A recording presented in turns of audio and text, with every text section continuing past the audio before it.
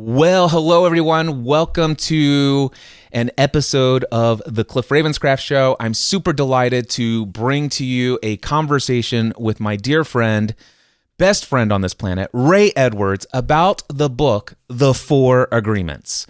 Now, because I produce this, I'm producing this conversation as an audio first format episode, I'm going to go ahead and hit the recording of my audio recording and play the intro. And so you're going to see me just being here awkward for just a moment, and then I'm going to bring Ray on. So here we go.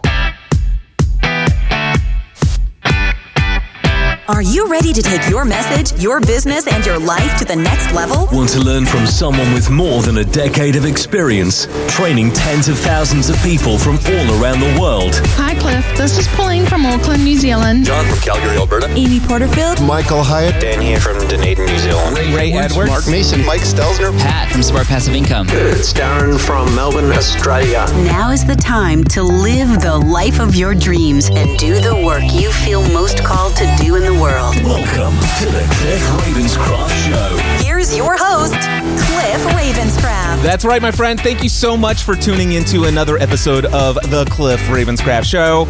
Today, I am super delighted to bring back my greatest friend on the planet, right next to my wife, and that man named Jesus Christ. Right there, top three. Ray Edwards, how are you, brother? Wow, best intro ever. I love that. I love to listen to your jingle. I was dancing, got myself in state, ready to go.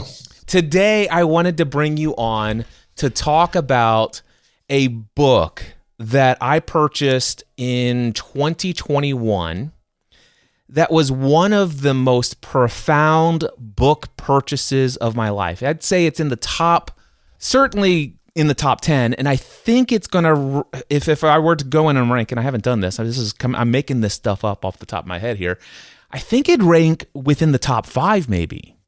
And the book is called The Four Agreements. Have you heard of this book? I know the answer to this question, but have you heard about this book? Tell me about it. Yes, absolutely. I read it first time back in 2019.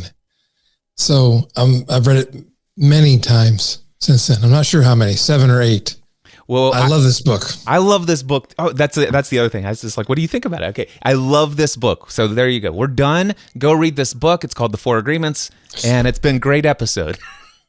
Yeah, it's awesome. You'll enjoy it. Exactly. Now, if you're not convinced already to go read this book, let me go ahead and read to you from the Amazon page about the author, and it talks a little bit about the book. So it says here that Don Miguel Ruiz is a renowned spiritual teacher and internationally best-selling author of the Toltec Wisdom series, including The Four Agreements, The Mastery of Love, The Voice of Knowledge, The Four Agreements Companion Book, The Circle of Fire, and The Fifth Agreement. The Toltec Wisdom books have sold over 12 million copies in the United States and have been published in 46 languages worldwide. Ray is holding up his copy of the book, and of course, here's mine as a cover art for my Kindle, because that's where I have it, as well as in audio form. Anyway, it says here, the youngest of 13 children, Don Miguel Ruiz was born in rural Mexico to parents who were healers and practitioners of ancient Toltec traditions. As a young adult, he graduated from medical school in Mexico City and practiced neurosurgery with his brother in Tijuana. A near-fatal car crash forever changed the direction of his life. However, causing him to leave medicine and to examine... Oh, do you like my incorrect however pause? Anyway, causing him to leave medicine and examine the essential truth about life and humanity.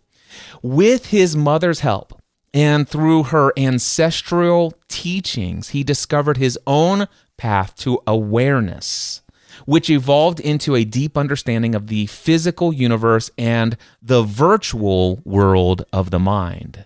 Now, that's something that would not have resonated with me. I would not have understood that language, even the first time when I read this in 2021, but I like that. So I'm going to read that one more time. Involved into his deep understanding of the physical universe and the virtual world of the mind. Combining Toltec mythology and scientific perspectives, Don Miguel has been able to merge ancient wisdom with modern physics and practical common sense, forging a new philosophy for seekers of truth and personal authenticity. His landmark best-selling book, The Four Agreements, that's what we're going to talk about today, contains practical steps for long-term personal transformation and has been read by millions around the world. First published in 1997, The Four Agreements has since sold just on its own 9 million copies in the United States and 17 million worldwide, and has been translated into 46 languages. Appeared on the New York Times bestseller for nearly 10 years and was the 36th best-selling book of the decade. That's this book, Ray Edwards. That is, as a person who's publishing a book right now, those facts are kind of astonishing. They are astonishing, especially for a book that is as tiny as this book is. Yeah, it'll take you about 3 hours to read this book, maximum. And that's if you're a slow reader like myself. Yeah. In fact, or like the narrator of the audiobook, which, by the way, best choice of narrator maybe ever for an audiobook. Yes, it is. Absolutely. I don't know his name off the top of my head. Peter Coyote. Okay, and what a perfect last name for him as well. He's a bit of a trickster. Peter Coyote. Anyway, definitely the best narration for this particular book. And the audiobook is just 2.5 hours at 1x speed, which is what I listened to it the very first time. When I was introduced to this book, first, before I get into it, Ray, you said you first discovered this book in 2019, and you said, I've loved it. But what I'd like to know, and you said you've read it many times since then, but more important than you loved it, I want to know what has been your experience with the book, or at least the contents of what that book has created within you. Okay, so I want to give a little bit of context. In 2019, I was having a difficult time in many ways, mentally and emotionally. And I actually this is not news. I was doing this before and after. I was working with a counselor, a therapist, and my therapist recommended 2 books to me at that point. One of them was A Course in Miracles, and the other was this book, The Four Agreements. And she said, I think I would start with The Four Agreements if I were you. So I did. And I read the book, and my first thought was, this seems very simple. Seems very elementary. But throughout the book, he challenges you to put to work the things he's teaching you in the book. So I began putting them to work and found it was simple, but not easy, definitely worth it. My experience has been, this book has been instrumental in helping me gain more, how would I say this? Emotional freedom from patterns I had been hooked into in the past. And also it helped me get access to the end of a lot of mental and emotional torment is the only way I know how to describe the things I was able to let go of. Every time I read it, I feel like I get more of that. And I see more than I saw the last time. That's been my experience with the book. My experience with this book, as I mentioned, I read it in 2021 for the first time. By this time, I'd already been experiencing a significant shift in my overall belief system. I had already begun something. Are you familiar? I'm sure you are. I can't imagine we haven't. I know we've chatted a lot, but we've never, in all of our conversations about our experiences of shifting belief systems and all this other stuff, I don't think you and I have actually used the phrase deconstruction in our conversations. But now that we're here, you're familiar with the term deconstruction, right? Yes. Yeah. So for me, I'd already experienced, and it would have been about a year's worth of deconstructing some of what I had held as lifelong beliefs about practically everything, although working through, what do I believe about God? What do I believe about who I am as a person? What do I believe about the eternal life? What do I believe about just business? What do I believe about money? What do I believe about my relationship to other people? What do I believe about myself and my worthiness? So just deconstructing a lot of beliefs that I picked up throughout my lifetime. This is what I was already in the process for about a year or more before I picked up this book.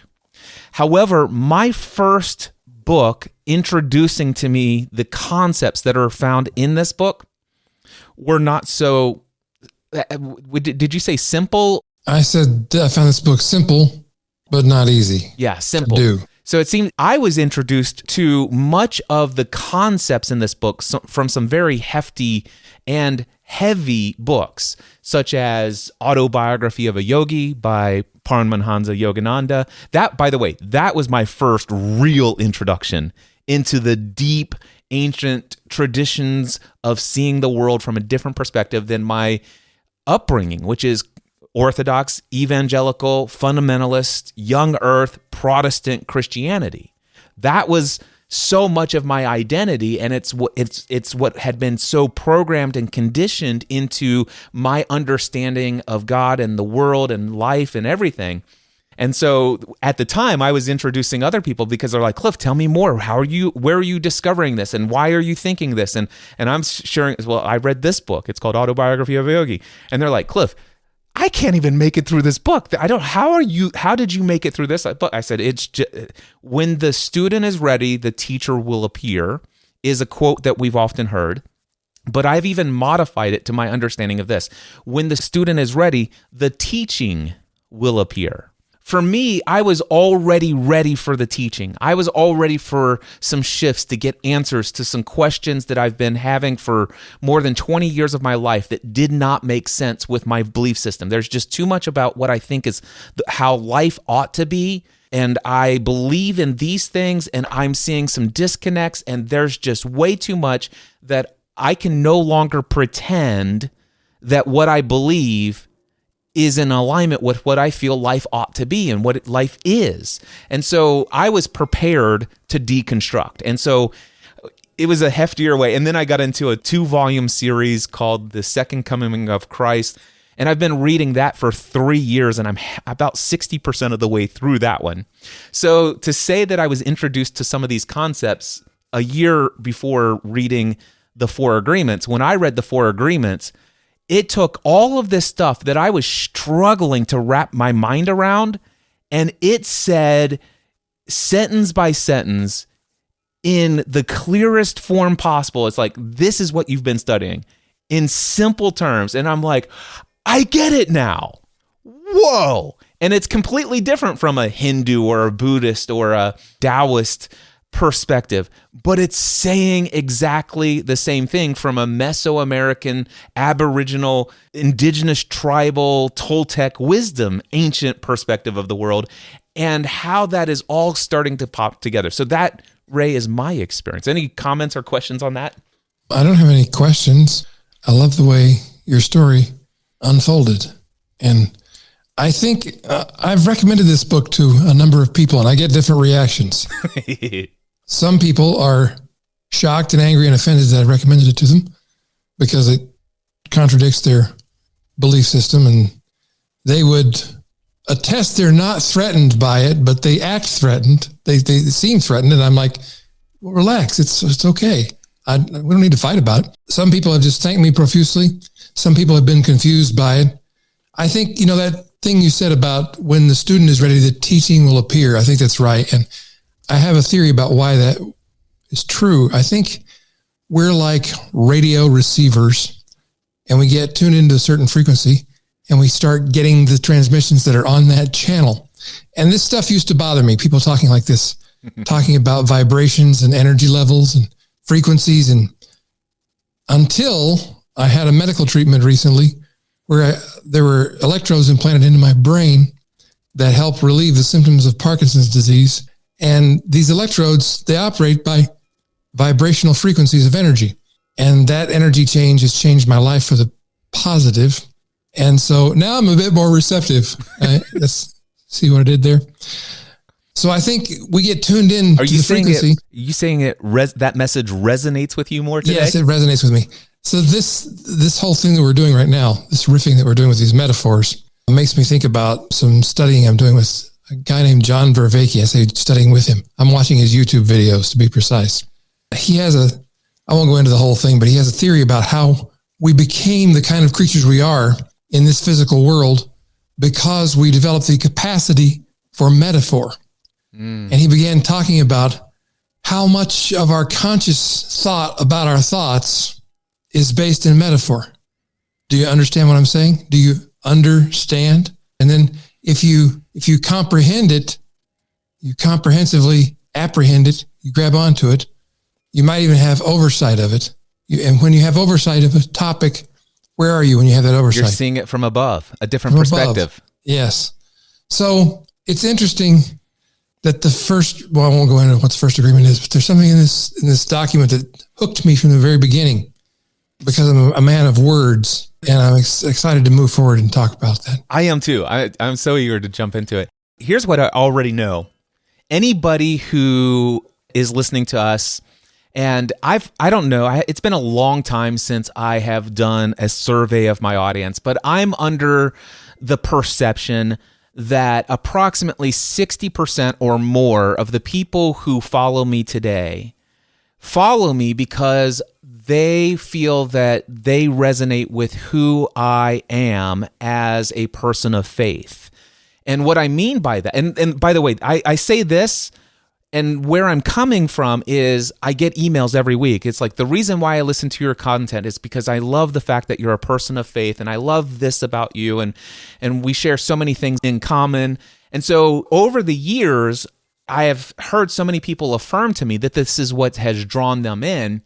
And for so long, up until about 3 years ago, everything that I believed about the world and God and my relationship with Him and Orthodox fundamental Christianity and all this other stuff would have been, I would say, pretty much for the most part in alignment as much as one can be in alignment with our multi-fractured different variations and branches of what one believes about these things.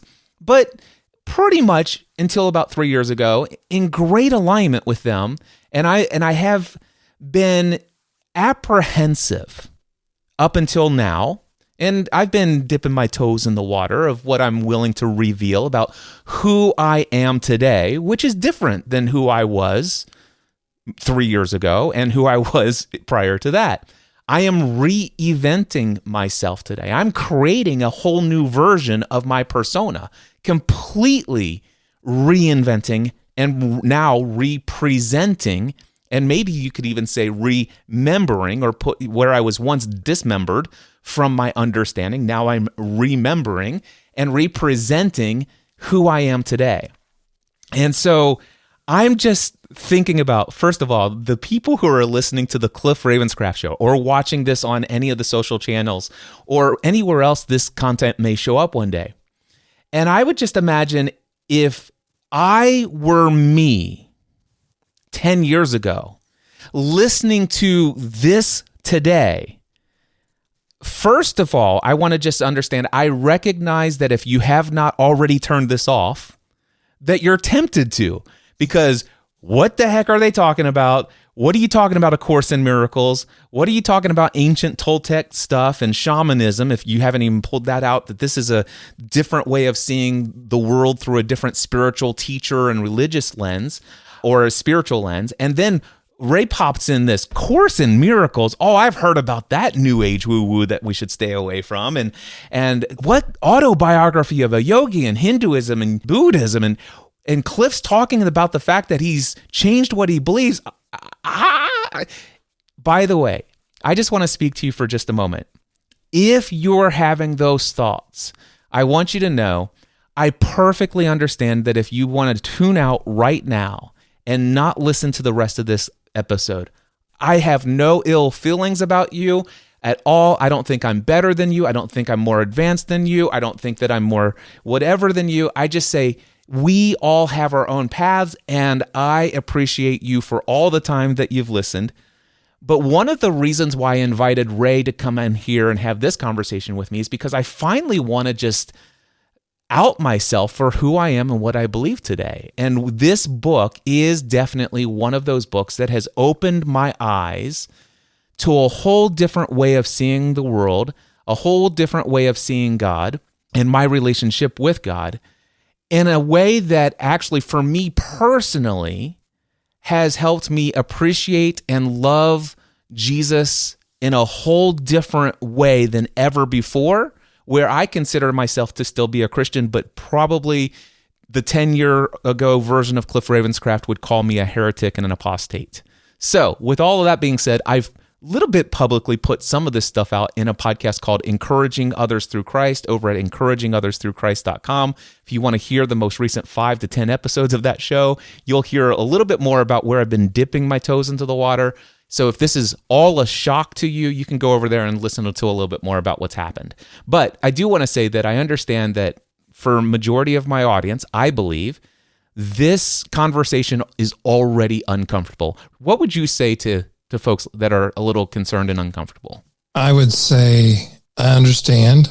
I've been there myself. And I would ask myself, do you think God is uncomfortable? I think probably not. I don't think we're surprising him by having this conversation. And I think I would just say, if you're uncomfortable, then you can excuse yourself. I still love you. I'll meet you on another podcast, another class somewhere. But if you're comfortable hanging out and just listening and considering some ideas that might be helpful, I would encourage you to do that. So when I was first introduced to anything, and I was introduced to much before I got into the 4 agreements, but boy, the 4 agreements would have been a much softer landing for me to get into this, a transition into this, although I believe everything happens in its perfect synchronicity for each and every one of us individually.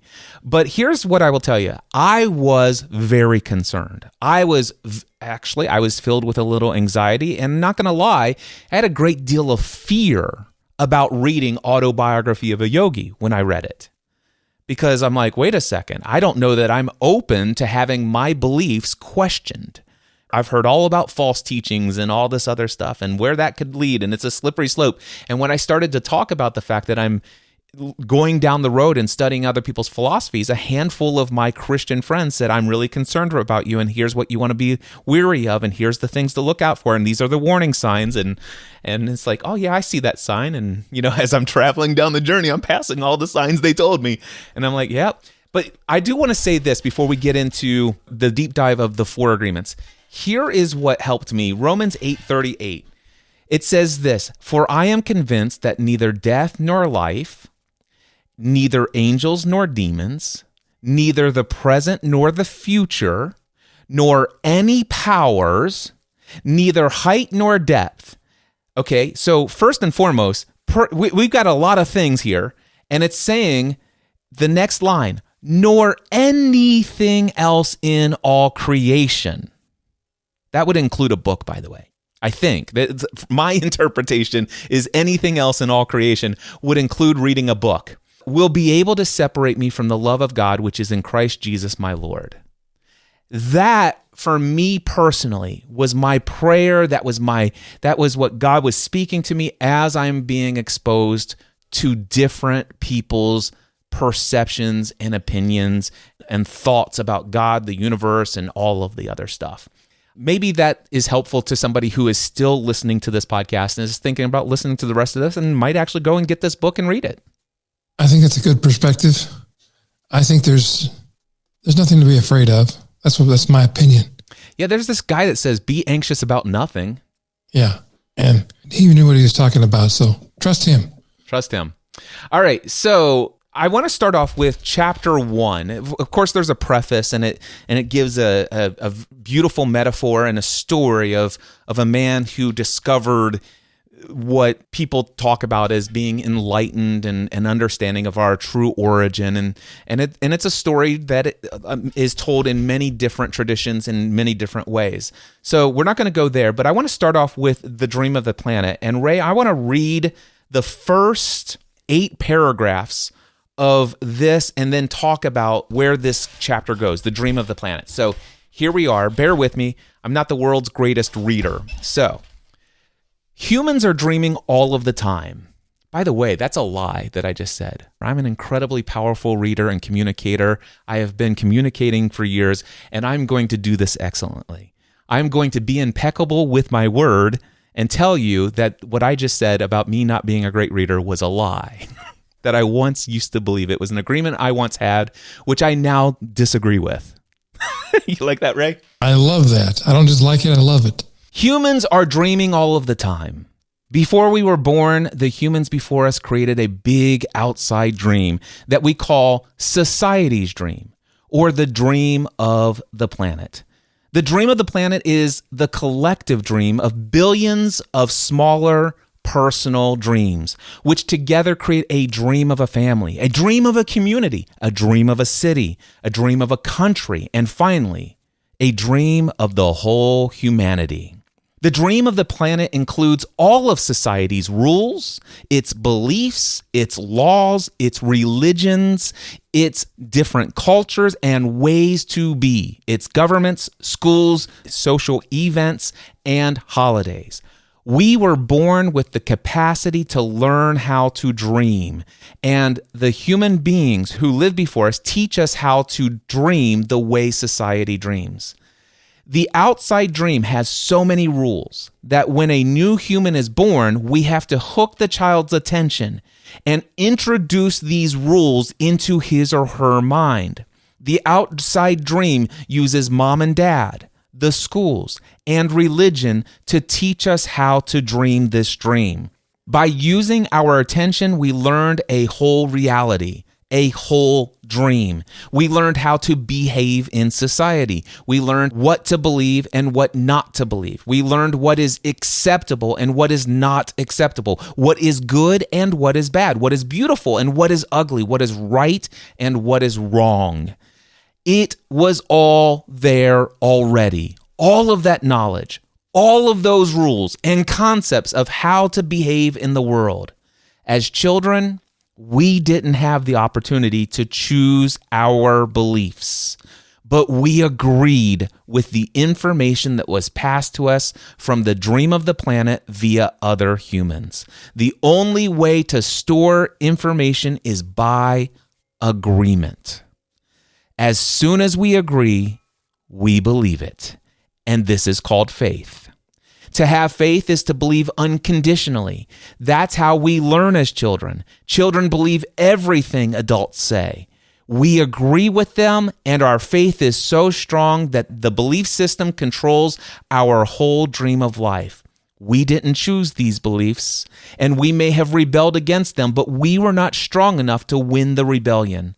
The result is surrender to the beliefs with our agreement. I call this process the domestication of humans. And through this domestication, we learn how to live and how to dream. In human domestication, the information from the outside dream is conveyed into our inside dream, creating our whole belief system. Now, that's just the first 8 paragraphs of the first chapter. Ray, any thoughts that are prompted within you on that? Well, it's something that I've known for a long time, this business of we didn't come up with the dream that we have of the planet, of the universe in which we live. And I wouldn't have called it that before reading this book. I would have called it our worldview, our sense of life. Our belief system. Our belief system, our philosophy is probably what I would have called it. I would have said, you need a philosophy. You have one, whether you know it or not. It was assembled patchwork from all your teachers and pastors and friends and TV shows and movies and all the things that you've had putting information into your brain, and you decided you didn't even decide, you just believed, which is essentially what he's saying, that you're joining in. I love this metaphor that he uses. You're joining in the dream of the planet, the dream of the mass consciousness of humanity. I don't know if he used that phrase, but that's he hasn't. But you and I have talked about the mass consciousness of humanity several times over the years, and he did not use that, but that is exactly what he means with the dream of the planet for sure. Right, and it's powerful. If you can stand back and see yourself believing and participating in that dream, you begin to see how much influence the world has over you. And I think this is what Jesus was talking about when he said, you're in the world, be in the world, but not of the world. And I think what he was saying to us was, don't buy into the dream of the mass consciousness necessarily. You need to see the kingdom for what it is. There's another thing where Jesus said, if those who are willing to give up their lives are the ones who are worthy of the kingdom of God. And when I thought about that, it's like, is he prompting? It's like, okay, he wants mass suicide. Is he looking for us all to become martyrs? And I don't think that's not the way that I interpret that. But I was concerned. It's like, okay, who's willing to give up his life, to lay down his life? And what is that? It's the belief system. It is everything that you believe is right or wrong, and all the things you've been taught, all of the things that you think about who you are, your limitations. If you'd be willing to lay that down, you would be able to experience the kingdom of God. That's how I see it today. Yes. And that's the reason why I can say to someone, I don't think I need to do anything to win God's favor or to live in his kingdom, but I do think to do so requires everything I have. Yeah, I resonate with that. And for me, I would say, to say the same thing in my words, how I would say is, I don't believe that I have to do anything to win the favor of God or to experience his presence and his grace and his being, that unity that Jesus prayed. I pray that they would be one as you and I are one. To experience that oneness, I don't believe I have to do anything other than take away all of the stuff that I believe is separating me from him. And that's basically everything in my life. Exactly. That's what I was expressing. Beautifully said. Are you familiar with the metaphor of the elephant driver and his 5 blind sons? No. So there is this metaphor, and I am an excellent storyteller, and I'm going to remember this in a profound different way than I maybe heard it the first time. I know you will, but it'll be an improvement. It'll be an improvement, because you recognize that I just about had an agreement with an old belief that I don't remember this and I'll probably mess it up. So do you see how I'm already, because of the fact that I've just reread this so many times, I'm going to be impeccable with my word. I'm going to tell you this metaphor in an incredibly powerful way. So there's this, let's just say, African elephant driver working in the desert, and he has 5 blind children. One day, his children have been begging him, Dad, can we please go to work with you? Can we please go to work with you? And one day, the dad says, okay, I'm going to bring you to work. When I get back from this one trip, I'm going to let you wash the elephant. So one of his children, he says, I want you to wash the ears. And so here you go. One of his children washes the tusks of the elephant.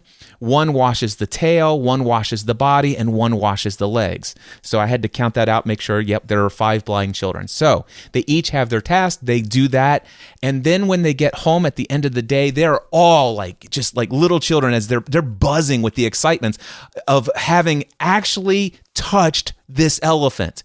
They've heard about this great animal. It's like such majestic animal. And so finally, Mom at dinner has prepared the meal for the entire family. They're all sitting around the table, and Mom says, so tell me about the elephant. And so the first son says, oh my gosh, Mom, this elephant is so gracious and so beautiful and majestic. It's like a big, gigantic tapestry or big carpet that's hanging from a ceiling in it, and it flows in the wind, and oh, it feels so smooth. And the other kids are like, no, he's lying to you. He's so wrong. Mom, don't let him tell you that. And so the second son says, Mom, it's like a rope. It's like the longest rope, and it's the strongest rope, and it swings and sways just like a rope. You could literally swing it into it like I do off of the tree into the water. It's like a rope. And the other kids are like, no, Mom, he's lying to you. It's like the columns in the big buildings in the city. You know, the big concrete columns, it's like that. And the other one's like, no, it's this hard surface with a pointy end, and it's got all kinds, it's smooth, but in some places there's roughness. And so obviously what's going on is every single one of these children have had an experience, a true, authentic experience with the elephant. And they're all right. Very instructive. Yes. Very enlightening. I will just let that sit for a little while for folks. So, moving along, I want to read 3 quotes from this first chapter as well. Just being ourselves is the biggest fear of humans. We have learned to live our lives trying to satisfy other people's demands. We have learned to live by other people's points of view because of the fear of not being accepted and not being good enough for someone else. During the process of domestication, we form an image of what perfection is in order to try to be good enough. We create an image of how we should be in order to be accepted by everybody. We know we are not what we believe we're supposed to be, and so we feel false, frustrated, and dishonest. Ever heard of imposter syndrome, by the way? Yeah. We try to hide ourselves and pretend to be what we're not. The result is that we feel unauthentic and we wear social masks to keep others from noticing this. We are so afraid that somebody else will notice that we are not what we have pretended to be. We judge others according to our image of perfection as well, and naturally, when they fall short of our expectations, we then judge them. So, these 3 paragraphs, this idea, this concept, Ray, did this stand out to you as a powerful statement when you first or read this book or in the many subsequent times that you've read it? Yes, and especially of late, I've been reflecting on all the consciousness around trauma that people have now that's been so deeply discussed.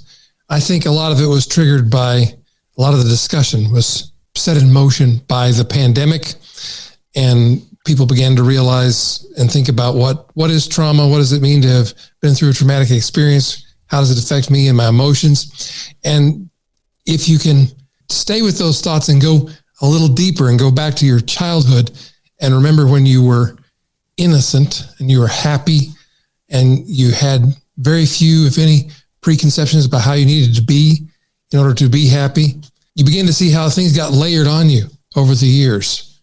I'll speak for myself. Things were layered on me over the years. I had to behave a certain way.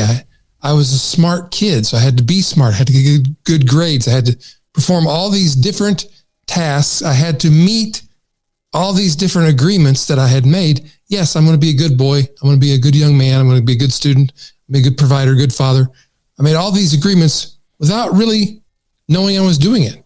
But we reach a point in life later where now I look and say, man, I've got a lot of things I'm trying to do. I can never be as perfect as I think I should be. And I think that's a common experience. It's a great deal of weight to carry. And I know that this person that I follow said, you should come with me. My burden is light and my yoke is easy. I know that guy. And that's one of the chief things that attracted me to that guy to begin with, because I could use a light burden and an easy yoke. Yeah. And by the way, a fascinating thing that I learned about yoke, the word yoke as we have it today, and we read that, the original word, I think in Aramaic, is zugos, which can be translated to yoke, which is that device that in agriculture they would put 2 oxen together so that they would be in union with one another, in alignment, that they would walk together at the same pace through life. That is what yoke means, to be equally yoked with him. One of the other things that I've learned is that if you were to take the word zugos and translate it into Sanskrit, it could be yoke, could also be yoga. If one wanted to interpret that scripture in another way, Jesus very well may have well said, for my yoga is easy, which would have been a whole different concept and understanding of what it meant for Jesus to teach his disciples how to pray. Interesting. For my yoke or yoga, which by the way, both of the words simply mean union, and in that context, union with God. And yoga, I've learned and discovered, is not just going and stretching and doing exercises at a fancy little yoga place. That is one of 7 paths of yoga or union with divine, and that's called Hatha yoga. But I've studied a lot of other paths of yoga, and they're incredibly enlightening, and it's a fun exploration if you ever wanted to go and look up the 7 paths of yoga. So just put that out there as a seed for anybody who might want to plant it and see if it grows. All right. Here's another quote from the first chapter. There are thousands of agreements you have made. Oh, wait, before I go to that, I want to be authentic and real for a second. Here's an agreement that I made a while back. And by the way, agreement, another way of saying agreement is it's something that has been said so many times. It's a belief, it's a dream or an interpretation, or it's a suggestion of something that's real. And then when I agree to that suggestion, I now have that as a belief. So an agreement or a belief that I once had was that if you are thin at a specific body weight and you look a certain way physically, you are more credible, you'll be more successful, people will respect you more, people will honor you more, and all of this other stuff. I've had that agreement or belief since I was a child, ever since I think it was 6th grade, when a friend of mine, I won't say his name, without knowing it, said something to me. And we'll get into the impeccability of your word, but he did not realize what he was doing, what seed he planted when he said, Cliff, it looks like you got the Dunlap disease. And I'm like, what are you talking about? He goes, well, it looks like your belly's Dunlapped over your belt. Yeah. And from that point, I agreed with him. As a result of that focus and that concern and that self-judgment, I began to see myself as a fat kid. And then I became a fat young adult. And then I became a fat adult. And I also agreed with a lot of people's judgments of other people who were, let's just say, way more obese than I am. And I'm like, it's like, oh, wow, of course I'm with you. And I'm like, yeah, that person that's just unhealthy. And I'm judging them, and judge not lest you be judged. And the measure you judge someone, measure for measure, it will be judged back for you. And I did not realize that judgment that is going to be coming back for me, measure for measure, is from me. Mm-hmm. And so I've went through this entire lifetime judging myself for how overweight I had been. And I was convinced that as the podcast answer man, and many people who are listening to this know my story, as podcast answer man, nobody's going to make a decision to hire me to teach them the technical aspects of what it takes to create and build a successful podcast based upon what my physical appearance is. So I was able to generate millions of dollars in revenue as an online business owner as the podcast answer man. In 2015, when I decided I'm getting bored with this, I'd like to talk to people about things that matter more. How can I do that when I feel like such a fraud? Because I am so overweight. I weigh almost 300 pounds. I'm so unhealthy. I have no credibility. And so I have all of these agreements about what this weight around my physical frame, this body, means, and what I am able to achieve in this world, my value that I have to offer the world, and my worthiness to speak to somebody and have their attention based upon my physical appearance. Now, because I had that belief and I wanted so strongly to have all of that credibility, you know the story, Ray, I began a journey. It was November 2014. I made a massive shift. I started working out 6 days a week, every week, said I was going to do it for the rest of my life. And over the course of the next year and a half, I dropped 100 pounds of body fat, put on 30 pounds of muscle. And when I finally got under 200 pounds, I said to the world, guys, I have learned so much about mindset. I am now worthy of your attention. I can tell you how I did this. I'm going to help you be successful as well. I am going to, and by the way, you will never see a day where this guy will ever be 200 pounds again. And do you know what I was doing, Ray? I was propagating that belief that being overweight or this physical appearance means that you're less valuable, less credible. And I didn't realize that that's what I was doing. I maintained it for several years. I got all the way down to 108. I was started at 300. I got all the way down to 180 pounds. And I maintained that for a while. And then the pandemic happened, I'm not sure if you are familiar with the fact some things got closed down around the world. Have you heard about this? I heard somebody talking about this. Yeah. So apparently this is a big deal. Yeah. And so for me, I had become a self-proclaimed gym rat. That was a part of my identity. By the way, some agreements about who I am. I'm now a guy who spends 1 to 2, sometimes as much as 3 hours in the gym. Not because I feel like I have to, but I love it. This is my life. You have no idea what it's like to be surrounded with these people who have these same goals, and I'm listening to audio content that is profoundly shaping the way that I see the world in a profound way. I go to the gym every day, and that's how I was doing all of this stuff. I eat a certain way, and then the pandemic takes the gym away from me. I'm sitting there watching this news story every day about what's going on and the fear, and I didn't see it then, but I looking back 2020, I see how my level of consciousness, I got stuck into the fear, and I started to emotionally eat and got triggered into some old patterns. And Ray, over the course from 2020 until now, I'm over 200 pounds again. And when it came time for me to go to social media marketing world this year, I almost didn't go because I was afraid of what other people would think about me, knowing how publicly I made that a part of my identity, my belief, my agreements of what this means. Now, it's one thing to think that I would not have the credibility if I had this and didn't do anything about it, but now that I did it and I did this and I had this success and now they see me. And boy, to say that I had to overcome a lot of self-judgment based upon those agreements is a massive understatement. But I did the work and I was able to do it, thankfully, because of what I've experienced over the last several years. Any commentary on that? Yeah, we spend so much time worrying about what other people think of us. And the fact is, mostly other people don't think of us. That's not all the learning to get from that, but that's a big part of it. The other part of it is, what about the few who do? Do you give a lot of weight to their opinion? Oh, and we're going to get into that, aren't we? Yeah. So let me just read this, and then it will introduce us to the 4 agreements. So if we can see that it is our agreements that rule our own life, and we don't like the dream of our life, we need to change the agreements.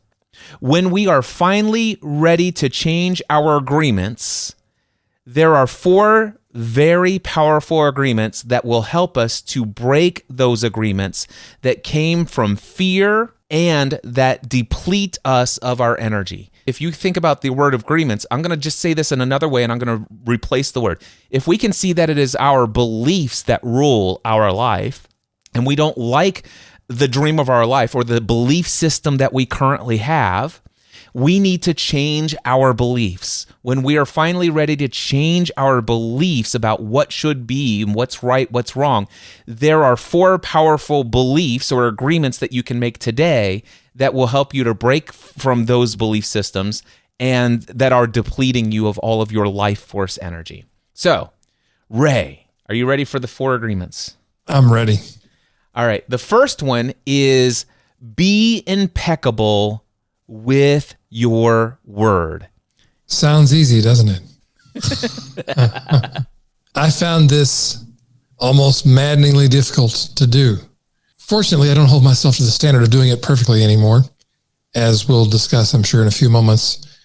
Being impeccable with your word, the first time I read this, I thought it just meant don't lie, which is true, but there's so much more to it. Being impeccable with my word, to me, means I don't say things that cause suffering.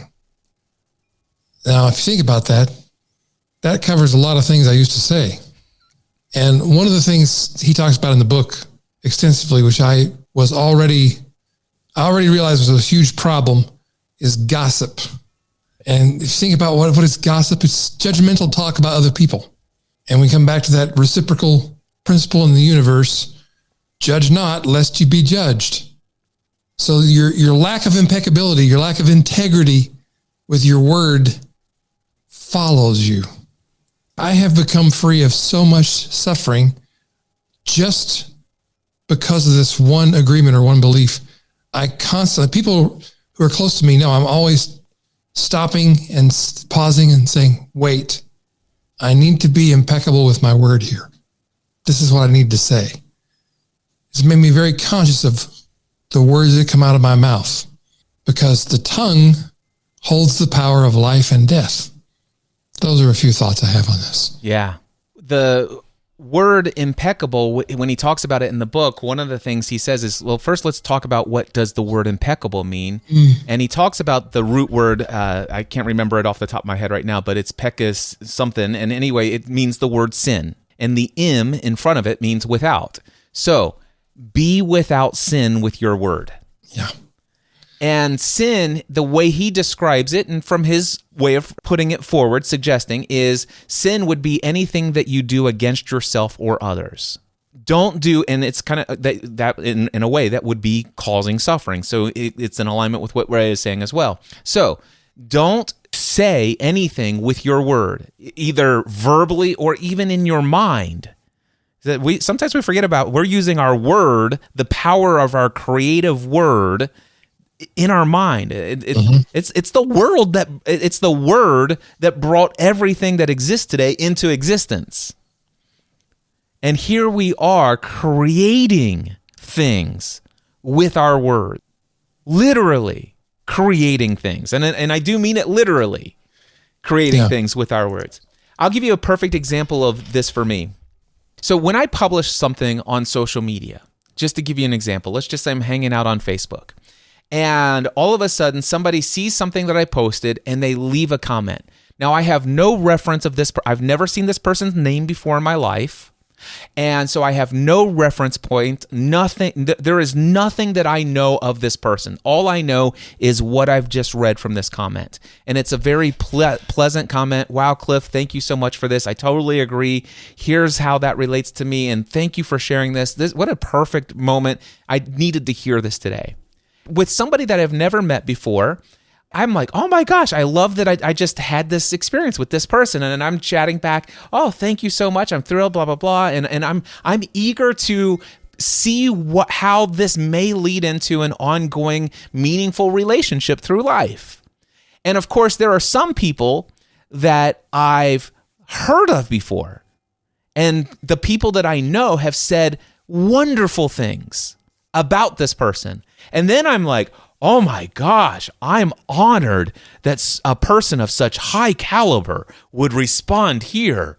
Whoa, I feel really good about myself. And oh my gosh, let me thank this person immediately. Whoa, wow, it's such an honor. I'm thrilled that you're loving my content. Whoa, whoa, whoa.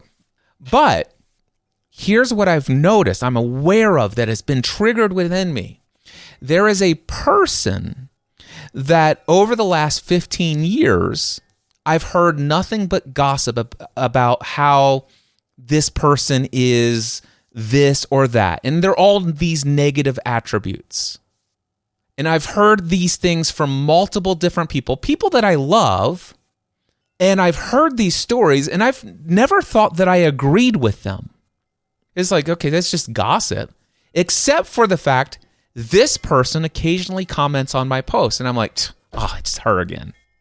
I'm like, what? And the comments are, Cliff, wow, this is so great. Thank you for introducing me to this. This is powerful. I needed this today. I was just praying, and this is an answer to God's prayer. And I'm like, oh, but that's just so-and-so. And I'm like, where is that coming from? And it's because because of this, somebody else's word planted seeds in my being, in my mind. And at the time, this is something he talks about, it depends on what will grow in your mind based upon what your mind is fertile for. And at the time, I did not know about emotional intelligence. I did not know about levels of consciousness. And what I know now is I was in a very low level of consciousness when I began to hear these things. And when I began to hear those things, they just got planted, and other thoughts and experiences and judgments allowed me to fertilize that. Those thoughts about that person took root and are very much like big, huge, flourishing vines within my mind.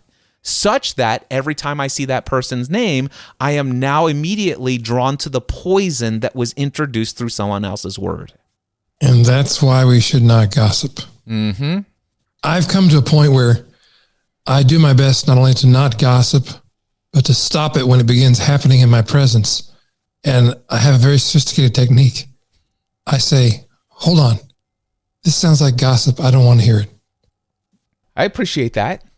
I was in a coaching conversation with a client the other day, and this person said, my son's getting married, and his mother-in-law is a very negative person. She's always looking at the wrong things and always, pointing out what's wrong and blah, blah, blah. It's like, let me ask you a question. Is that true? And he's like, what? I said, is it true that your son's mother-in-law is a genuinely negative person? He's like, I never really thought about that. I said, well, you said it pretty convincingly. I'd love to delve into that a little deeper. And so we got into the conversation. I said, is it possible that your son's mother-in-law is a divine spiritual being here having a human experience, but through the course of her life, she's had some experiences that allows her to see the world through a different filter than maybe what you've experienced through your lifetime? He's like, wow, I never thought about it that way.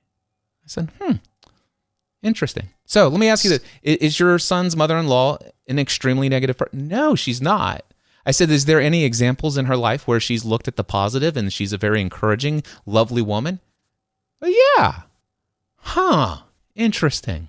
And we went on from there. And it was only a month later when we had another call right after that. He's like, Cliff, you totally rocked my world last month when you brought this up. And he's like, I can't believe how many people I've been judging this way. Nicely done. Elegantly performed.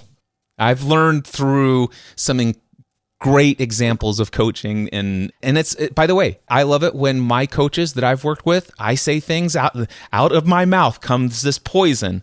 And I didn't even realize, and I love it when it's like, is that true, Cliff? Well, no, it's not. And you notice I almost I almost took one of those little, in the spy movies. It's like, I'm going to take this cyanide pill and I'm going to commit suicide right here in front of everybody.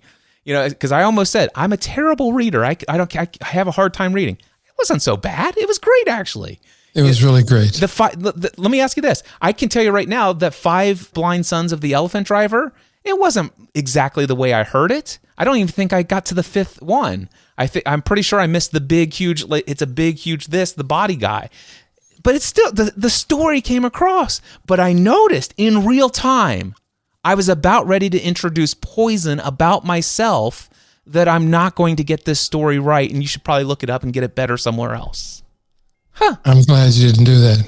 Impeccable with your word. So this is what we're talking about. So he says, when you're impeccable, you take responsibility for your actions, but you do not judge or blame yourself. So you take responsibility for what you're being in the world. You take responsibility, but you don't judge or blame yourself. Being impeccable with your word is the correct use of your energy. It means to use your energy in the direction of truth and love for yourself. If you make an agreement with yourself to be impeccable with your word, just with that intention, the truth will manifest through you and clean out all of the emotional poison that exists within you. Your opinion is nothing but your point of view. It is not necessarily true. Your opinion comes from your beliefs, your own ego, and your dream. And then the last thing I'll read here, impeccability of the word will also give you immunity from anyone putting a negative spell on you. And by the way, words are magic. And you get to choose by being impeccable with your word using what we call white magic. And if you gossip, you are using black magic. And we all know that's not the best use of your energy. Or at least that's a belief, and you could agree with it if you want to. And for which I do agree. I love it. When you become impeccable with your word, your mind is no longer fertile ground for words that come from black magic. Instead, it is fertile for the words that come from love. You can measure the impeccability of your word by the level of self-love. How much you love yourself and how you feel about yourself are directly proportionate to the quality and integrity of your word. That is the first agreement. All right, the second agreement. Don't take anything personally. Ray, lay it on us. Oh my goodness. I used to be so skilled at taking things personally. I still can do it. I still have the abilities I developed as a child. Everything from the phone rings and interrupts a conversation. So I'm angry with the person who called because they interrupted my conversation. I'm taking it personally. The virus runs rampant in the world. And because of that, I can't go and do the things I want to do. I can't travel to the places I want to travel to. I took that personally. So many things. The person in front of me is not driving fast enough. I take that personally. They get in front of me and they start driving slower. I take that personally. And the fact is, I shouldn't, I won't use that word. I don't desire to take it personally. And something that occurred to me not long ago that has really shaped my thoughts on this. Whatever's happening that I'm taking personally, whatever it is, whether it's something somebody says or it's an event that happened in the external world around me, that instant, that moment has nothing to do with me. Even if they're speaking to me at that moment, that has nothing to do with me at all. Because think about how big the universe is, how tiny we are in comparison to how big it is, and how many other moments are happening all over the universe, all over creation. Those moments have nothing to do with us. It has nothing to do with me. There's a star called Betelgeuse, and it's consuming energy and producing light and heat. It has nothing to do with me. What makes me think that this thing is happening on the corner of the street where I live has anything to do with me either? It doesn't. I know this probably sounds abstract, but this realization that I'm not the center of the universe unless I am. But I'm not the center of the universe. The things that are happening are not intended, they're not directed toward me. And especially with other people, it's the same thing that we were talking about earlier. We worry about what people think of us. Generally, people are not thinking of us at all. They're thinking of themselves more often than not. So not being worried about what other people think of you is also another level of understanding that I don't need to take things so personally. Yeah. I want to share two areas where I resonate with this one. It was 2020, right before the pandemic. You and I were at Social Media Marketing World. That event was the first time where I decided, you know what? I always go to the zoo. I spend an extra day at the zoo, either before or following Social Media Marketing World. I had this crazy idea that I would invite somebody, if they wanted to, they could invest $5,000 and walk with me for 8 hours through the San Diego Zoo. Such a deal. Yeah, and that's what I thought. In fact, I talked about it publicly, and I said, listen, I normally charge $15,000 if you wanted to come and travel to my home and spend a day with me here, but for only $5,000, we get to actually walk through sunny San Diego Zoo and just have this incredible time of 8 hours of uninterrupted, undistracted mentoring, if you're interested. And my thinking is that this would be somebody who's already at the event who's going to tack on an extra day, and this would be something. And if nobody takes this, no big deal. I'll just have the day to listen to some audiobooks. That's what I typically would do. I knew for a fact that when I did this, because I've been in business long enough, that some people do think about me, Ray. I don't know about you, but some people do think about me. And some of those people are criticizing a lot of the things I do or say. Here is an example of that. A 1-star rating in iTunes with the title, A Ride into Ego and Overpricing. And here's the written review. Cliff used to be so informative and helpful on a journey to establish a podcast, but he threw that entire business model out the window in order to copy the Tony Robbins business model. I'd call him the poor man's Tony Robbins, but when he wants $5,000 to hang out with him at the San Diego Zoo for 8 hours or $15,000 to work one-on-one with him in his home in Kentucky, you quickly get the feeling Cliff has fallen into a self-absorption fueled by an ego that few will rival. Wow. Is that true? It is definitely true for him. This triggered me for just a moment.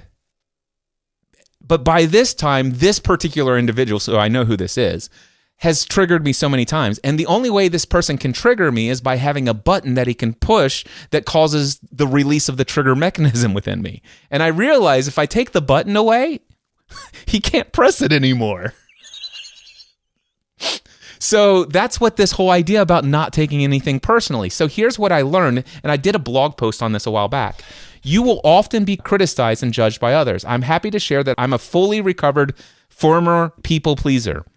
I chose to learn the hard way that no matter how much effort I put in, I'll never be able to make everyone love me. I have discovered that, first, how I am perceived by another person is 100% controlled by that other person's quote-unquote model of the world, or their dream, if you will. It is their beliefs about life and how it quote-unquote ought to be that determines their reaction to what I do or say. Another person's judgment about what I'm doing or saying is a reflection of that person's beliefs and values, and it is not a reflection of me as a person. I can't put off living my own dreams just so that other people will not feel inadequate around me. There is no value in shrinking back from creating the life I feel called to live. Moving forward with my dreams in spite of potential criticism and judgment might encourage and inspire other people to do the same and have the power to turn their dreams into reality, freeing them from the fear of how they might be perceived by others. So that's this whole thing of do not take it personally. And then recently, Ray, I had a client that he came on board. He has this professional experience, wanted to turn his business into full-time self-employed coaching lifestyle, has a massive community, everything's in place. And we're all talking business. We're all talking online strategy. We're all talking this. And he made some assumptions about who I am as a person based upon content he's heard. And content he's heard in the past publicly has been a lot of this is Cliff, and he's been an associate pastor, and he believes these things, and that is the old version of what I put out, and that's who I was, and I believed those things at the time. But it never, in our few times of conversation and coaching before I made a proposal for him to join the Next Level Mastermind for a year, what I believe today never really came into our conversations. So this person agreed to pay $15,000 over the course of 1 year to be in the Next Level Mastermind. He made his first 2 payments. Things are going great. He's making all this success. And then in a hot seat, just 1 week before his 3rd payment was going to be coming out, somebody else came in and says, hey guys, back in 1987, I was in Nepal. I went to a 2-week Buddhist retreat and I experienced these things. And ever since then, this has been what I've been interested in. I'd like to ask each of you, how do you perceive God? And what do you think about this thing called the law of attraction? And he says, I'm genuinely interested in anyone and everyone's approach. And so there's 2 Christians in the group. There's 1 atheist, there's 1 Buddhist, and there's 1 New Age person. And we're all going to have this conversation. And it was an incredible conversation. And when it came my turn, which I went last, I had the opportunity to filter myself, to be unauthentic. I could have said things that would definitely keep me from crossing any lines with anybody else in the group. But I did share authentically my experiences over the last 3 years. I felt that, hey, I want to share with you what I've experienced, and not in a way that I disagree with anything else. I'm not mad about my past or anything of that, but I shared that. The very next day, I get an email that says, Cliff, I've had some financial issues. I'm leaving the group. Please cancel my membership immediately. And I said, well, first of all, if you're having financial issues, I'd love to offer you 2 90-minute complimentary sessions. Knowing everything I know about you, I will write the email. All you have to do is put your name at the end of it. I know for a fact you'll be able to pay for the remainder of your year with 1 email. Absolutely. And if that doesn't happen for you, then absolutely you owe me nothing. But if your decision to drop out of the group has something to do with what we discussed in yesterday's hot seat, I hope you'd be honest with me. And I said, would you like to schedule one of those complimentary calls? He says, Cliff, thank you. I'd like to cancel my subscription. Even if I were not having the financial situation that I'm having, what came up yesterday would have given me pause to continue in the group. Now, I could have taken that personally, and some other members of my family might have. But I didn't. I said, wow, I totally get this. I understand this. And if 10 years ago, if I were you and I made this commitment and that I was confronted with that conversation out of the blue, I also would have requested to break the agreement. I might have actually been honest about the reason for it, but that again is another judgment, and I don't judge him for that either. But that is what it means to not take things personally. The third agreement, don't make assumptions. Any thoughts, Ray? It's so easy to assume we know why people do what they do or why things happen the way they happen. And I have been wrong so often that this one really, all four agreements have been very powerful in my life. This one probably, I was going to say the most powerful, but I can't, they all work together. This not making assumptions is so important. And especially, I seem to always go back to the relationships with other people. Before I even read this book, somebody told me once, never assume you know another person's motivation for what they're doing. Another way I've heard it expressed is never attribute evil intent to another person. Because most people don't think of themselves as a villain that has come into your life to do something evil to you. They think what they're doing is right. So attribute to them at least good intent. So I have found not making assumptions to be, I can say this, the most difficult of the four agreements for me personally in the most recent times to wrestle with, because I started noticing how often I still make assumptions. I make assumptions when Tucker Carlson comes on television. I know what he's going to say. I know why he's going to say it. I've been wrong. I make assumptions about why my wife says something to me in a tone of voice she says it to me in. And I was wrong just this morning. So I haven't mastered any of these four agreements, but I am in the practice of mastery of all four of them. And this one is the one I think I'm doing the most work on right now. If I can walk through my life not making assumptions, it saves me so much strife and energy that I can redirect to other things that are, to me, more useful and more pleasant. Where this has shown up for me is I do a lot of coaching. I get paid an incredibly worthy amount for the amount of time that I invest in people during our coaching sessions. And one of the things that I learned early on in those coaching sessions is somebody would ask me a question, and I would make an assumption as to why they're asking that question. And then I would go down a path and I would tell a story and stuff like that, only to learn after my monologue that, no, Cliff, that's not what I meant. I'm like, oh, yeah. Well, please tell me more. Been there, done that. So one of the things that I'm learning to do in this don't make assumptions is, and I'm going to give credit to Rick Lindberg from Stockholm, Sweden. He's been in the Next Level Mastermind all the way since November 2017. And recently he talked about the most important thing you could do as a coach is to never assume why somebody is asking you a question. So even if you think you know why they're asking that question, either ask yourself, why is this person asking that question? And if you don't know, ask more questions, gain clarity. So here's what I heard you asking. And right now, as I'm listening to this, my perception is that you are asking this because you want to experience this or you want me to give you this response. Is that correct? And the number of times, now I get it right a lot, but the number of times where they're like, no, Cliff, that's not what I meant. What I meant is this. And I'm like, okay, so you want this? Yes. Oh, well, that takes us down a whole different path in this conversation.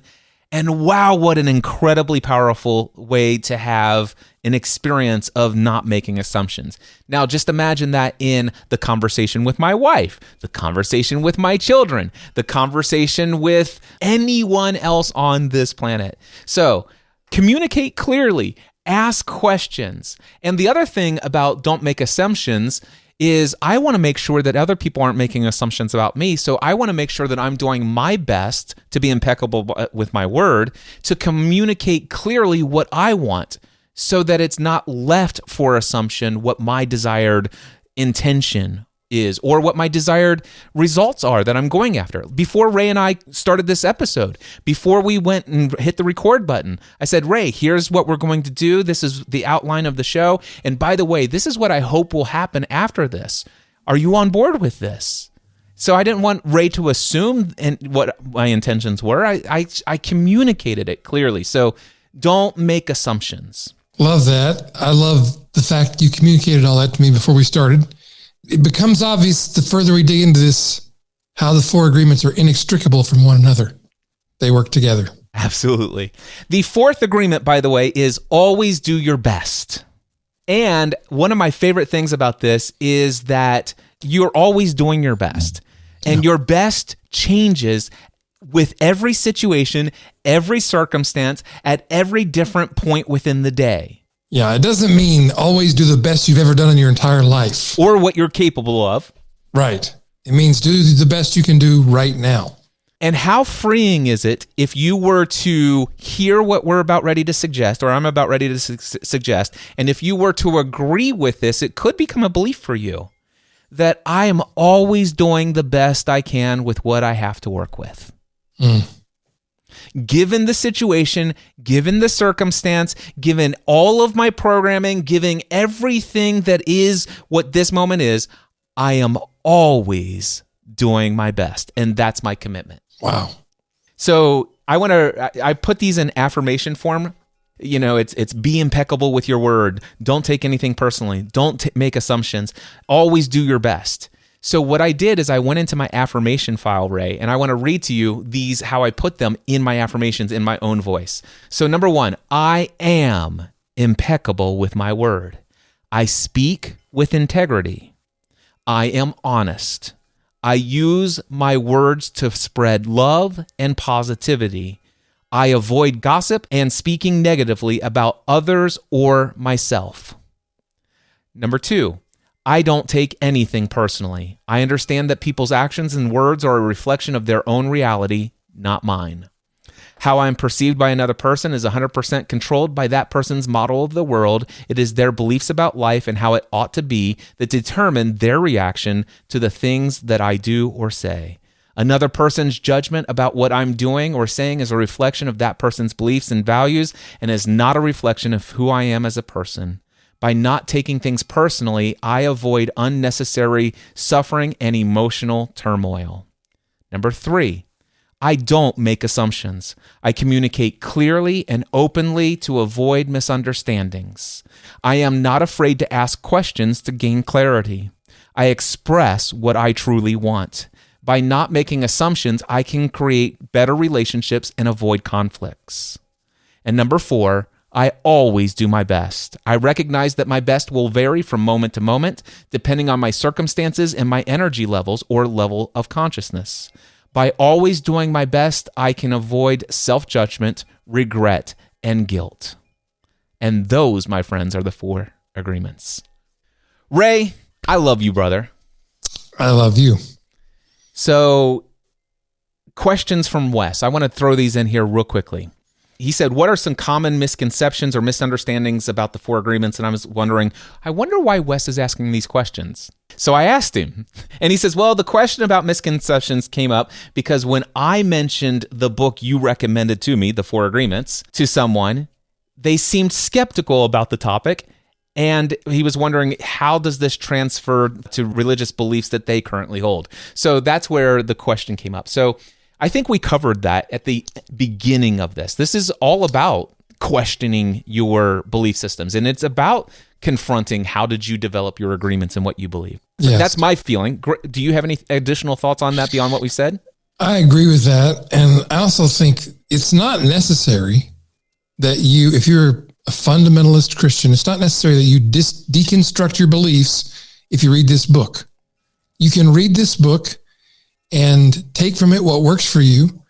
And I promise there's lots that could work for you very well and be okay, in my opinion. So I would suggest thinking about the fact, is it okay if you read a book and it helps you and you don't have to call your beliefs into question? I may choose to continuously question my own beliefs. You don't have to. It's up to you. Yeah. It's not essential, number one, that you ever tell anybody that you're reading this book. You don't have to go recommending it to people and telling people that you're reading books that you know might cause some controversy in relationships where people become concerned about you and write you emails like they wrote me a couple years ago and continue to write me and will write me after they hear this episode. Is it possible that people might make assumptions about you that are not true just because you told them you read this book? Yeah. I think that's possible. Yeah. And this book, if you do read it, might help you to not take that personally. Yeah. I love it. All right. He says, what are your favorite real life situations? I think we covered a lot of that. How would you adjust the 4 agreements to be adapted to, or suited to fit different personalities, lifestyles, and cultural backgrounds? I would say I would use the 4 agreements as they are to help you shift some things into being in alignment with who you feel you most want to be in this world. Yes. And then which agreement resonates most deeply with you? And I'm pretty sure I know what Ray's answer is going to be, but I don't think I could take one without the other. I believe that as well. I can't take one without, I want to be impeccable with my word here. It seems difficult to take one of them without taking all 4 of them. However, I will say that it's true for me that the agreement that resonates with me most deeply is be impeccable with your word. Words are a huge part of it's true. I think this is true for all of us. Huge part of my life, my existence. I was raised to believe that in the beginning was the Word, and the Word was with God, and the Word was God, and that by the Word, God created the heavens and the earth. And I mean, my company slogan is change your words, change your world. So Is it a surprise? Yeah. By the way, Ray, have you read the 5th agreement? Yes. All right. So just real quickly, we're not going to go into dialogue about this one, but the 5th agreement is a whole separate book. It summarizes the 4 agreements for those who may not have read the original book. The 5th agreement, and I'm going to just give you 2 real quickly in my affirmation format. I am skeptical, but I have learned to listen, quote unquote, keep an open mind. I question everything I hear, especially my own thoughts and beliefs. By being skeptical, I avoid accepting ideas and beliefs blindly. At the same time, I've learned to listen with an open mind, which allows me to understand and discern the truth from various different perspectives. I agree with this agreement. I love it. Hey, Ray, real quickly, you know about Free the Dream Workshop over at freethedreamworkshop.com. You spoke at Free the Dream 2018 and Free the Dream 2019, the conference. Yes. You know about the community. You know about the message of this platform. After COVID, we shut down live conferences, and you and I have both been to conferences since COVID, and the number of people who are attending these is about a third or a quarter of what they used to be. And I was not yet profitable with the first 2 events as far as a financial standpoint. So Stephanie and I have decided to bring Free the Dream back, but we're doing it as a workshop for no more than 30 individuals. We're going to cover the same Free the Dream core message as I taught there, but Stephanie and I are going to go much deeper. And we're even going to have meaningful dialogue and conversations about material like this. If somebody's out there, they're struggling with this whole idea of being impeccable with my words, speaking the value of who I am, judging myself, judging others, feeling like an imposter, worrying about what other people think about me. I'm afraid to put this marketing message out. I feel like I'm emailing my audience too much and they're going to hate me. I'm afraid because of the economy, I'm going to have to shut down my business because everybody knows how hard it is to succeed right now, and all of this other stuff. That's going through the minds of a lot of people who listen to my show. And you're an expert marketer.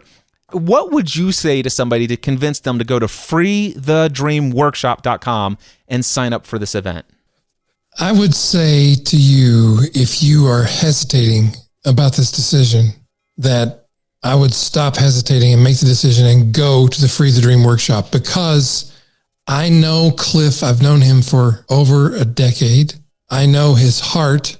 I know his ethics. I know how committed he is to helping the people who come to him for help. And I don't believe there's any event you could go to and receive a more immersive environment and a more supportive system of help and a more likely probability of your success than if you went to Free the Dream with Cliff and Stephanie. I think this is an enormous value. I think it's fortunate for you, the person who's deciding to go, that circumstances have created a situation where you can be with a small group of people, an intimate environment with Cliff and Stephanie, and walk through this process and literally create the life you want to experience. So just go. Awesome. Do it. Ray, I love you so much, my friend. Thank you so much for having this conversation with me. RayEdwards.com. Go check out his podcast, subscribe to his email newsletter, follow everything Ray does. He is such an incredible human being. I wouldn't be the person I am today if it were not for his influence in my life. Ray, I love you. Thank you very much. I love you as well. And until next time, we both encourage you to take everything you do to the next level. Mindset Answer Man. Hey, I'm glad you're still here. At the end, I wanted to first and foremost tell you that if you have not yet gone to freethedreamworkshop.com to register for your seat, please go do that now. Go ahead. Matter of fact, stop this for just a moment and come back and hit play after you've gone to freethedreamworkshop.com. You do not want to miss this upcoming workshop.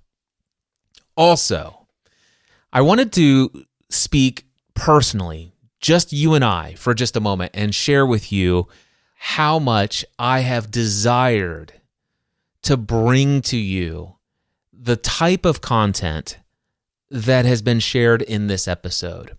And I have tipped my toes into the water. And if you were to look back into the archives, there was a podcast episode, Does Your Path Have a Heart?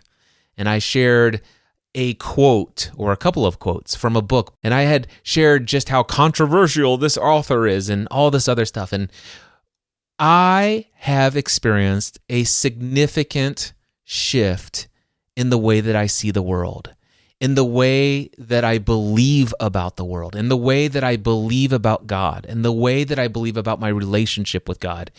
It has done nothing in my mind except for strengthen my relationship with Jesus and the God of the Bible. But very openly, I want to tell you that I have an incredible amount of respect and love and compassion and joy for those who are now my friends from all over the globe, who are Hindus, Buddhists, Sikhs, New Age spiritual folks, shamans, and every other faith tradition. Muslims, I should put that in there. There are about 3 Muslims that I'm friends with that I have such an incredible amount of respect for them. And I believe who I am today, that we all essentially are experiencing the same one God, just like the 5 blind children of the elephant driver. And yet, I know that I was like one of those children for a while. No, everyone else is wrong. This is the experience. This is the one true Holy Scripture that says it all. And I got to tell you, the fact that I've expanded my belief system and have opened my mind to the fact that others also have unique perspectives and experiences and also truth about the big elephant in the sky. I think you understand what I mean. And I'm not being disrespectful by any net. Anyway, you get the idea. So, but to share this, I know that in the past, I had held so much condemnation and judgment for people who believed things other than the way that I believed things from the Bible's perspective. And it's interesting because back in the day, I remember reading this scripture, do not judge others For when you judge another, the measure for which you judge them, measure for measure, you will be judged at that level.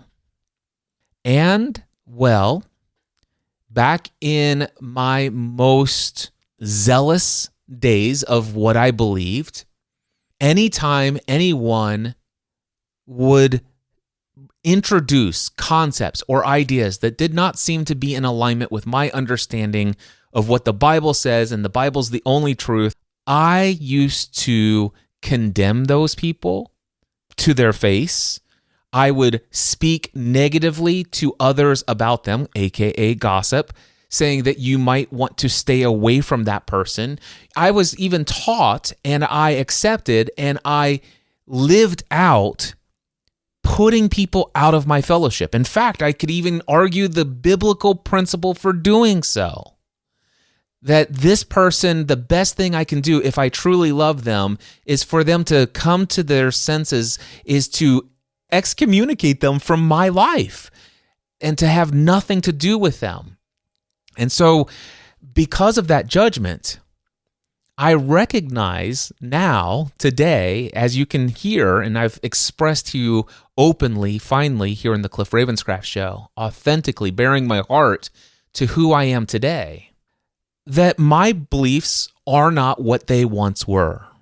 And to tell you that over the last several years, and especially at the beginning, that I was filled with worry, anxiety about the fact that this would turn you off, that you would want to, number one, send me all the emails to let me know just how far off down the path and all this other stuff, but some might actually decide to leave me, people who might have thought about hiring me for products and services, coaching, mastermind groups, coming into workshops and all this other stuff, that this all of a sudden changes everything. It's like, I want nothing to do with him. He's just yet another person who once believed this. He was introduced to this, and he's just like all these other people who have now gone down this heretical path. And there's been a fear that there'd be a campaign against it. And I'm like, wait a second. This is not the life that God has called me to live. This is not the example that Jesus gave. If I look at the people who Jesus spent the most time with, especially one-on-one, we hear stories of all sorts of folks who would have been stoned to death, put out of fellowship, avoided at all cost. Jesus spent a lot of time with those folks. And he's also spent a lot of time with me over these last 3 years. Well, he spent a lot of time with me in the 50 years I've walked this earth. In my Train with Cliff audio journal program over the last 3.5 years, I have been very open there in a personal paid product podcast that only people who truly want to know what's going on in Cliff's personal and professional and maybe even spiritual life, you can learn about that at trainwithcliff.com. But I've been sharing some of this stuff there. Sometimes more than others, depends on my own, what we call level of consciousness. I may actually come to an episode of the Cliff Ravenscraft Show in the future talking to you about level of consciousness. Now that I've tore off this Band-Aid and I've outed myself for who I am today in this episode, I see all sorts of powerful content that I could share in the future that I believe perfectly is in alignment with the teachings of Jesus, but maybe not necessarily with what I was taught about those teachings. So it'll be interesting to see what, if any, of that comes about in this show. But what I wanted to tell you is that I have felt this nudge that maybe my show is not for everyone. And some are going to hang out for 2 or 3 or 4 more episodes and kind of see how it goes.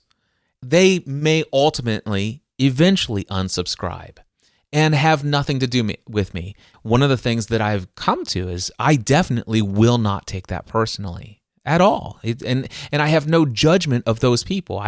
In fact, with their belief systems as they are, which I once had that belief system, it's the right thing to do to be in alignment with who you are and what you believe. And so I appreciate that about them. But here's something that I've been feeling, this nudging, when I go to my journaling, when I sit in my meditation. one of the reasons why I felt compelled to finally come out and just open this up and just share with you authentically, Cliff's changed a lot in his beliefs. I may not fit your definition of what you've always been taught as a Christian. I still consider myself to be a follower of Christ. I spend an amazing amount of time with Jesus in quiet contemplative prayer, in meditation, communion with him, in union, yoked if you want, or even in a form of yoga. Raha Yoga, if to be exact. It stands for Royal Yoga. It's the royal path, and it is a path of union with God through scientific meditation. And I may talk about that at some point in the future. It's one of the 7 paths, and I've been playing with all of the paths that lead to union with God. I believe it's Bhakti Yoga, by the way, which is what the Bible is in essence demonstrating, which is devotion. The version of Christianity that I've grown up with is a yogic path. It's called Bhakti Yoga. You can look it up. Since I've experienced that autobiography of a yogi book, which was back in 2020, I think I started it in August of 2020. Since then, this whole being open to explore what have people around the planet of all ages understood. I want to meet all of the blind children of God who have touched and experienced many of the various aspects of God. And I want to hear about that from all of their perspectives. I've been reading and studying and learning and speaking with people who are Hindu, Buddhist, Taoists, Stoics. I've been talking with Muslims. I have been talking with shamans. I've been talking with druids. I have been reading countless books. I even hired a spiritual New Age coach for 6 months just to explore what it is that path is all about. I am still firmly, in my mind, connected to Christ, to Jesus. What I recognized and the nudging in my prayer and meditation is being unauthentic, not sharing who I am today and how I've evolved in what I believe. And I'm not saying I've evolved beyond the others and that I'm a further advanced evolution. I believe that the Bhakti path of fundamentalist Christianity is an incredibly powerful path of union with God. I just no longer believe it's the only path. And I recognize that will immediately eliminate me from having further influence in the lives of some people. And I appreciate that. I know why that is, and I make no judgment. I don't take it personally. But here's why I've been feeling this nudge. Inside my heart, my intuition, maybe there's a lot of other people since the pandemic that all of a sudden recognize that it may be time to call into question about all of these things that we always thought were true. Maybe there are some people in my community who have witnessed things and have seen a different way of seeing the world, and it took out the foundational beliefs of what they always believed to be true. For the past 3.5 years, my life has been devoted to studying all spiritual paths and also to find out how can I be who I feel most called to be in this world.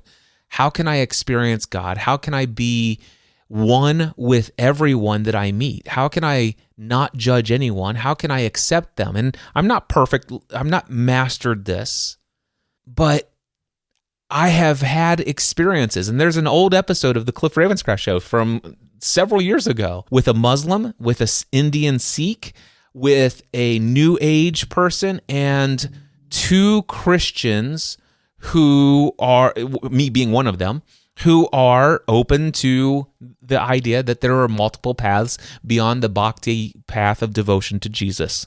And that was the first time it's like, I can't even believe I put that out there. But when I put that out there, that was me tipping my toe in the water. I'm like, ooh, I don't know, I'm afraid.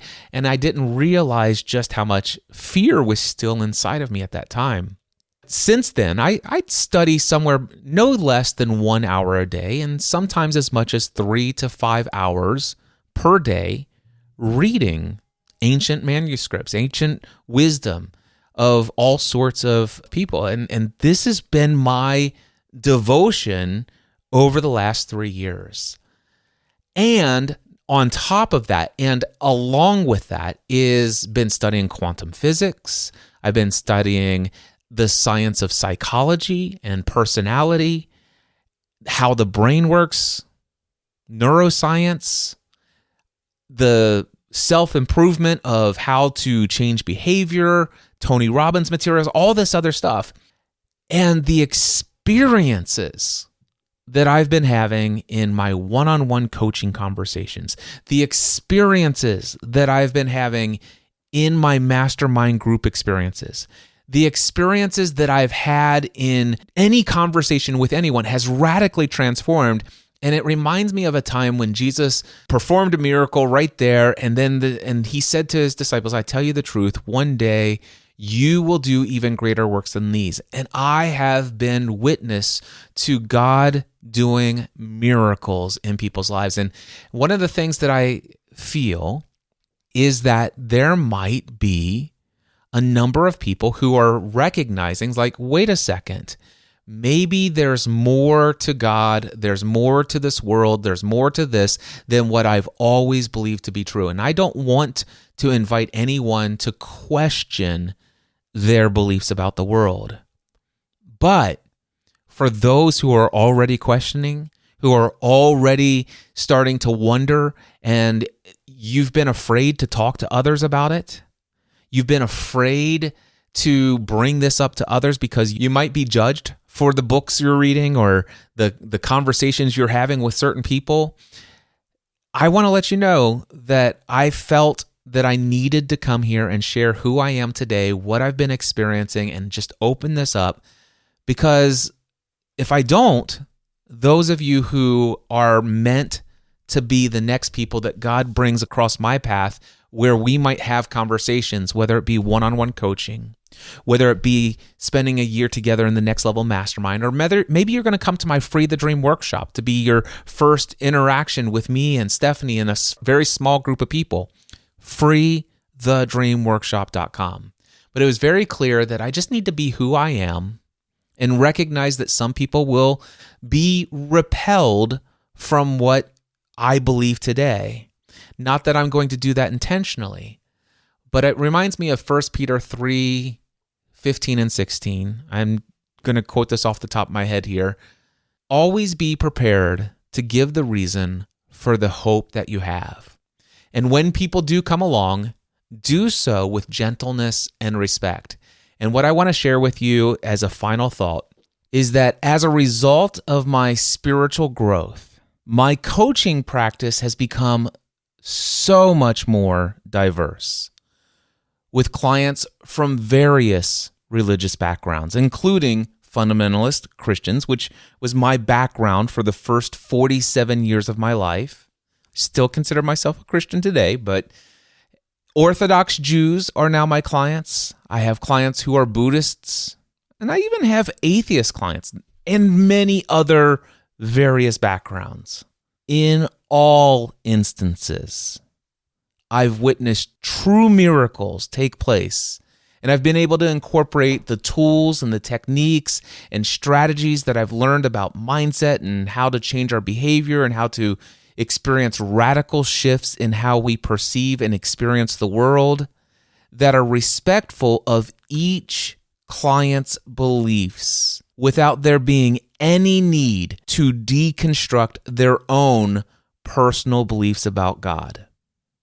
I want to invite you to connect with me further, whether it's through one-on-one coaching, the Next Level Mastermind, an online course, my Train with Cliff audio program, or this upcoming Free the Dream workshop. Head over to my website, cliffravenscraft.com. All of those opportunities listed right there. And let's continue our personal and professional growth journeys together with a strong emphasis on mindset development. I know here at the end of this, I've been talking about my evolution of my own spiritual path. That does not have to be the focus of our journey together.